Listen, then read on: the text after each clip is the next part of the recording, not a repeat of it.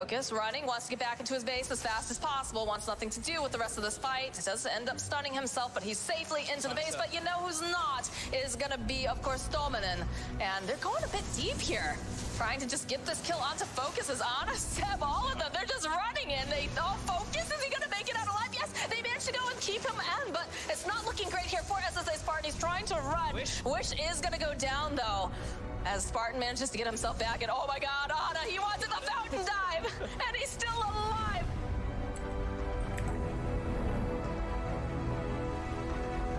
It's just team fights are really not what they're looking for. They're looking for these like small little engagements like this. Straight in. They can catch. Very nice setup there with two-man scatter blast down the Cookie's eye, trying to turn, gets the spear off onto Ana, will manage to clip into the tree. Matu's in, pounces forward, has he got enough control? But the scrape comes out. Ana will be saved here. There's no tail, able to get Ana back to safety. Saxon just walks in, a finger to the face of Zai, as Zai falls yet again. OG to take another kill. Oh, so close, Thompson.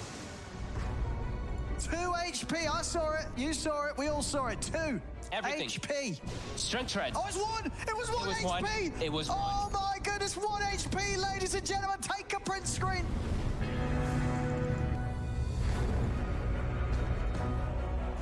Okay. What is the hammer there? The egg comes out. You can see the shard is already picked up by him. And Oh my goodness, 1 HP, ladies and gentlemen, take a print screen.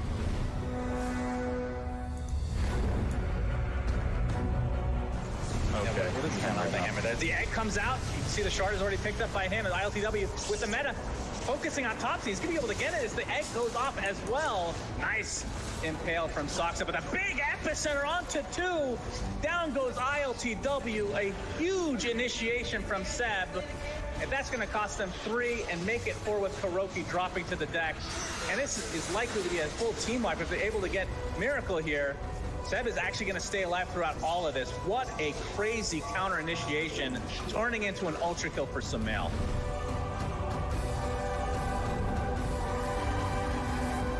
Ready to run up high ground and try and take this down. Skitter looking for an opening now. Get the meld out, 9, Winner's Curse, hoping to do something. The buyback comes from the Tidehunter. Arrow afterwards, but the BKB didn't get it out in time. Skitter, BKB runs forward, tries to bring down this Nyx assassin. It is not gonna happen. Jump forward, there's the stun that they need. They take down Skitter, he buys back now. They keep on chasing it on this one. Thompson trying to find 9, he gets him. It's a godlike spree. They can't get anything. As one by one, all of Tundra falls. OG doesn't even die, and GG is called. OG are going back to TI to defend their title.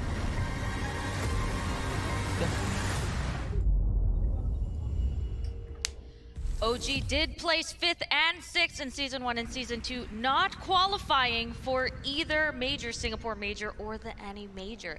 But they are still the defending champions, 2-year TI champions, and now they are down a game against Team Secret. On the other hand, Team Secret having a maybe less than satisfactory DPC run as well. They are proving that they deserve to be here and that their major experience translates into TI experience as well. Gentlemen, what are we expecting to see coming into Game 2? Do you think that there is going to be an adjustment in the way that they played? Do you think that maybe there's a chance for better timing capitalization? What are we going to see? I don't think Secret will change a lot. Like if you listen to Puppy and how he thinks about this game, he always says the same thing. If you are correct, you win. If you're wrong, you lose. That's it. I believe he believes that he's correct at the moment, and the first game definitely did show that. They played on their brand. We were talking about them being this wall in which they're trying to defend until they hit their timings. They were successful in Game 1. Yeah, and I don't think OG, they really should feel like they have to switch anything either. I think OG in particular are good at identifying what they did wrong in a game maybe, and just making like slight adjustments to that. Like last game, maybe they fought one time before they had mech and they could have snowballed the game earlier. Yeah. Stuff like that. I think, like, they don't look like they're phased at all, to be honest, OG. I don't think they will be coming into this game. So you think that basically the teams, the strategies themselves are perfectly fine, but maybe there's just, is there a change in draft? Do you think there might be a change in draft? Less draft adjustment and more like a little bit more mentality adjustment. How so? I mean, I think OG, I don't know if it's losing the crowd, but I feel like maybe the two-time champion That's maybe a lot added a of little bit of pressure, like more Right. than I thought it would affect them that game. But there was something a little bit off with how they played. Usually they take risks, but they don't start making the big fights until they have the real big timing. And I don't think that was quite there last game. Not the usual OG. Do you think that comes back down to them maybe not having as much fun when it comes to Jerax and how much fun he brought to the team and tiny airlines and everything? I don't Because know. these things, they do relieve the pressure off of you, right? You know, it is true. You know, you watch True Sight, it does seem true, but I feel like Sumail and Ana, very similar players. All right, well, let's get it started. OG versus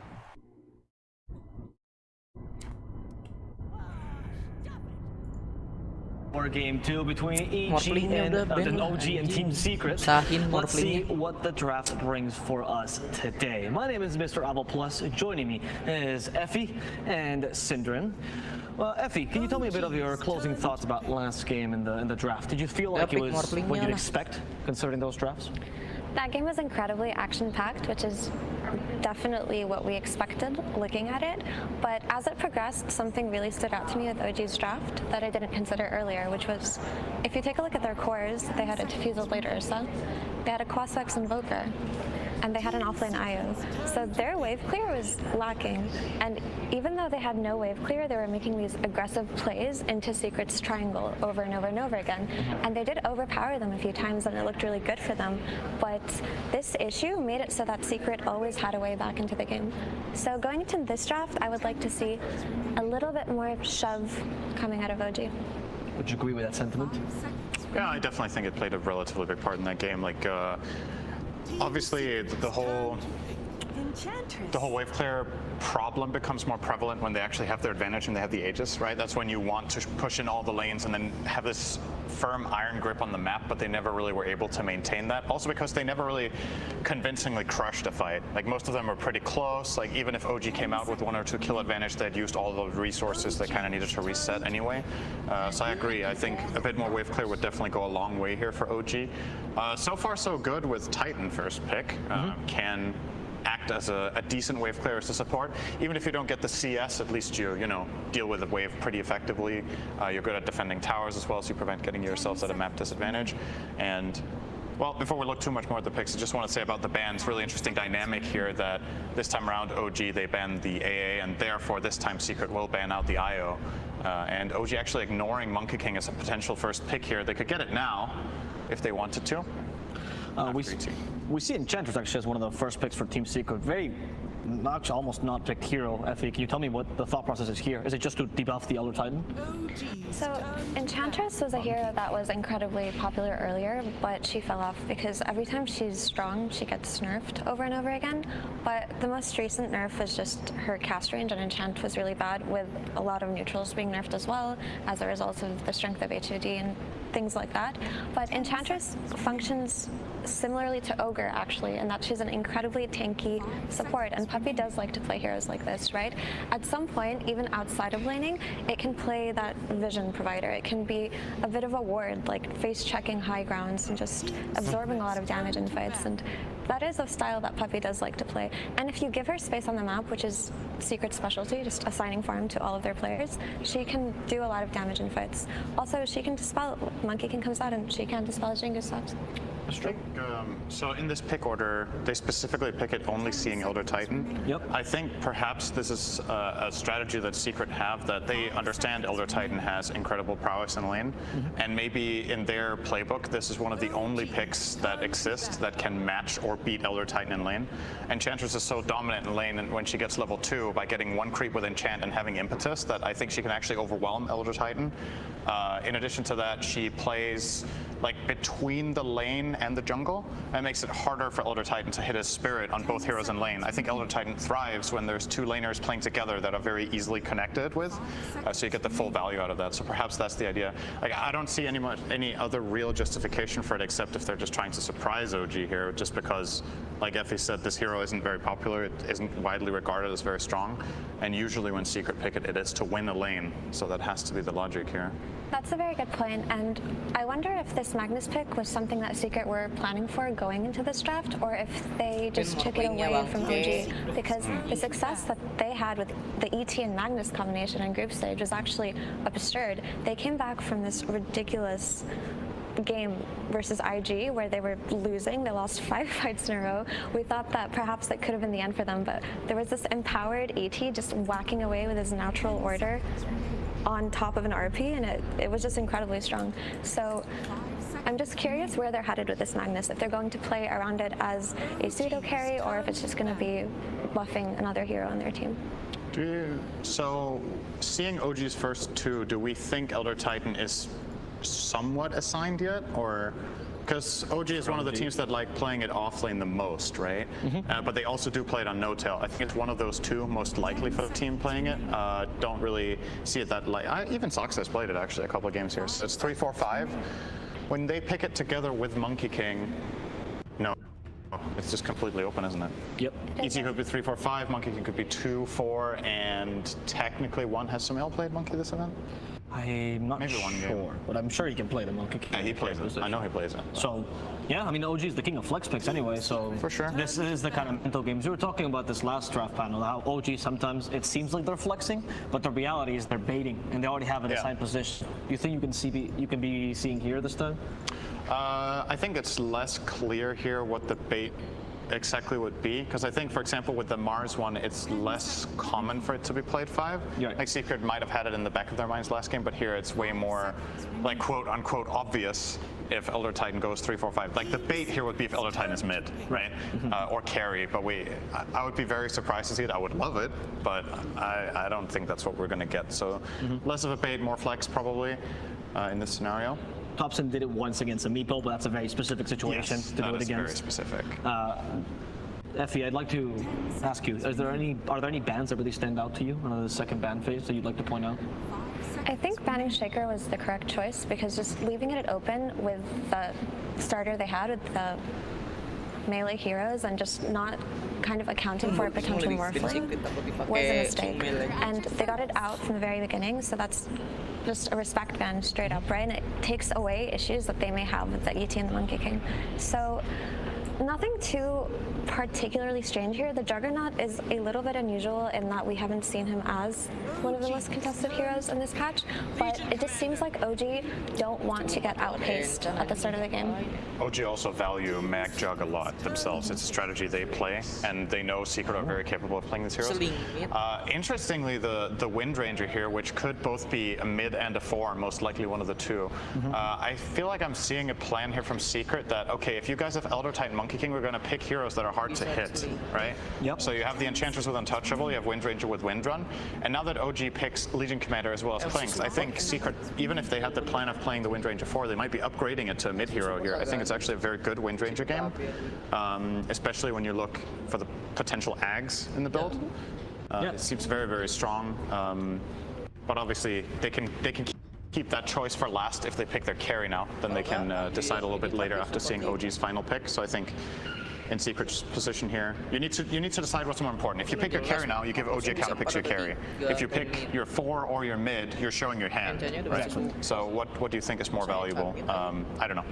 Agreed. I really like the concept that we're going to pick heroes that are difficult to hit and difficult to kill. And on top of that, Wind Ranger is an incredibly good hero versus Clinks, because in the past, Clinks had an ability that made him dodge projectiles, right? And Wind Ranger was atrocious versus him. But now with just a Dust and a Maelstrom or an MKB or whatever damage item you choose, you as a hero alone can eliminate their win condition and their carry. So I like the concept there. Ursa is insane. I think it's super good. Can you elaborate on that? You're playing against triple melee. Your lane matchup is more than likely either Legion Commander, Elder Titan as the core, or Monkey King, right? One of those three. You're a hero that can easily get on top of Klinks when you have a dagger, or even if Klinks is caught by anything, you can overwhelm him. You get, like Effie said, you just get a dust, you run at him with Diffusal and you kill him. So it's set up for a good laning stage, good hero matchups, and you have Empower, and you're good 1v1 against all of the three cores that we're assuming OG have shown here. I think this Ursa pick is just phenomenal. It's pretty rare that in this tournament that I've seen a game that looks so good for Ursa. I think this is a better Ursa game than OG's was last one.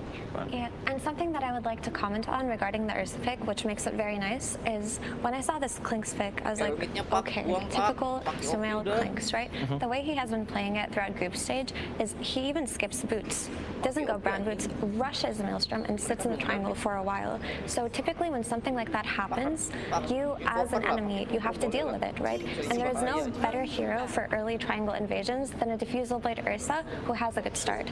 And for all the reasons that Syndrome mentioned, Ursa should have a good game. So they do have the ability to attack early on, which is really important when you play versus Klinks. You're very right, and actually to add on the Klinks point that you're making, the way they actually played it as well is to try to steal enemy stacks as well and close out their map, which tends to not work against early timings or carries with early timings, much like the Ursa. So very good point here. And on Synder's point on the Ursa, let's not forget Secret's actually one of the teams that highly value the Ursa in this tournament. So they think it's a carry that's like pretty solid, and as you say, this is a good Ursa game. They might just be carrying the game alone with this hero. Yeah, that's added value basically. Like we're talking about it from a theoretical perspective of just how good it is against the matchup, but I think it's also about comfort, right? I think maybe Matumbaman's the best player in the world in this hero, so definitely not. You're not going to say no thanks to an Ursa game like this if you're Matsu. You're like, just sign me up, let's go. Yeah. I'm trying to think about what the final pick both teams will be looking for here is. So Secret probably, I think they will upgrade the Windranger to mid here. If they do that, we're probably looking at a last pick 4 for Yapzor that is ideally ranged if they're playing offlane mag on Zai. Correct me if I'm wrong, I think they've only played that on Zai, actually, the Magnus this tournament. I do believe so. We had a phase when Magnus was a true flex pick where it was being played 1, 2, 4, and 5, I think, for a little bit, and 3, all 5 roles. Yeah, in all one 5 patch. roles. Yeah. And I think after some of the changes to Empower, that got less appealing to play the just flat out support mag because the Empower wasn't as good on allies anymore.